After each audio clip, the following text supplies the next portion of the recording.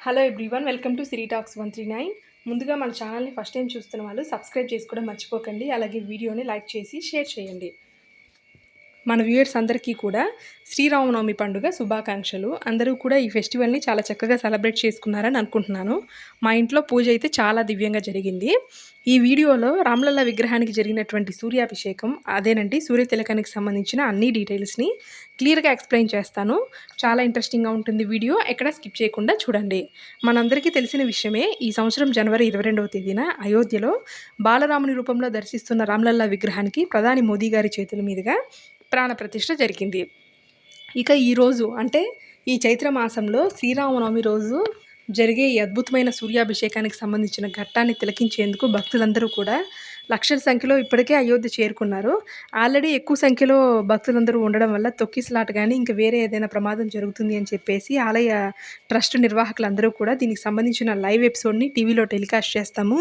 కాబట్టి భక్తులందరూ కూడా అయోధ్య రాకండి, టీవీలో ఈ ఘట్టాన్ని ఆలకించండి అని చెప్పేసి అనౌన్స్ చేశారు. అయినా కూడా చాలామంది భక్తులు వెళ్ళారనమాట చూడడానికి. అసలు ఈ సూర్యాభిషేకం అంటే ఏంటంటే, సూర్యకిరణాలు నేరుగా రామలల్ల నుదుటిని తాకుతూ ఉంటాయన్నమాట. అవి అభిషేకిస్తూ ఉంటాయి కాబట్టి దానికి సూర్యాభిషేకం అనే పేరు వచ్చింది. అలాగే ఆ సూర్యకిరణాలు రామలల్ల నుదుటి మీద పడేటప్పుడు మనం చూస్తుంటే బొట్టులాగా కనపడుతుంది ఆ షేప్ అంతా కూడా. అందుకని దాన్ని సూర్యతిలకం అని మరో పేరుతో కూడా పిలుస్తారు.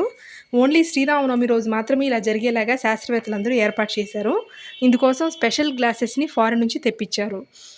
సూర్యుడి డైరెక్షన్లో ఆ కిరణాలు ప్రసరించే కోణాన్నంతా కూడా లెక్కగట్టి ఈ అద్దాలని ఏర్పాటు చేశారు.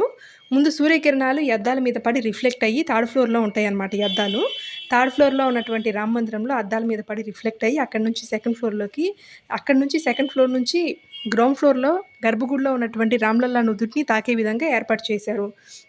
ఈ ఘట్టం అంతా కూడా ఈరోజు మధ్యాహ్నం 12:15 ఆవిష్కృతమైంది. భక్తులందరూ కూడా అసలు ఈ ఘట్టాన్ని చూసి ఒక విధమైన తన్మయత్వానికి లోనైపోయారు. చాలా హ్యాపీగా ఫీల్ అయిపోయారనమాట. దాదాపు 3:30 నిమిషాల పాటు జరిగింది ఈ సూర్యాభిషేకం అంతా కూడా. ఈ సూర్యుని తిలకం పరిమాణం కూడా ఎంత ఉంటుందంటే 58 మిల్లీమీటర్లు ఉంది. ఫస్ట్ 2 నిమిషాలు పూర్తి స్థాయిలో మనకి తిలకంలాగా కనపడుతుంది. అంటే మనకి సూర్యకిరణాలు కూడా ప్రసరించే మార్గం అంతా కనపడదు. నేరుగా మనం చూస్తుంటే లైవ్‌లో ఒక వెలుగులాగా రాముని విగ్రహం మీద కనపడుతూ ఉంటుంది. రిమైనింగ్ 1½ మినిట్ మనకి ఆ సూర్యకిరణాలు ప్రసరించే మార్గం కూడా కనపడుతుంది.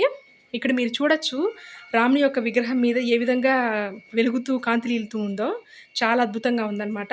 మీరు కూడా ఇది చూసి ఆనందిస్తారు అని చెప్పేసి అనుకుంటున్నాను. నా వీడియో మీకు నచ్చిందని అనుకుంటున్నానండి. మరిన్ని వ్లాగ్స్ కోసం మన ఛానల్ని వాచ్ చేయండి. అలాగే సబ్స్క్రైబ్ చేసుకోవడం మర్చిపోకండి. Thanks for watching.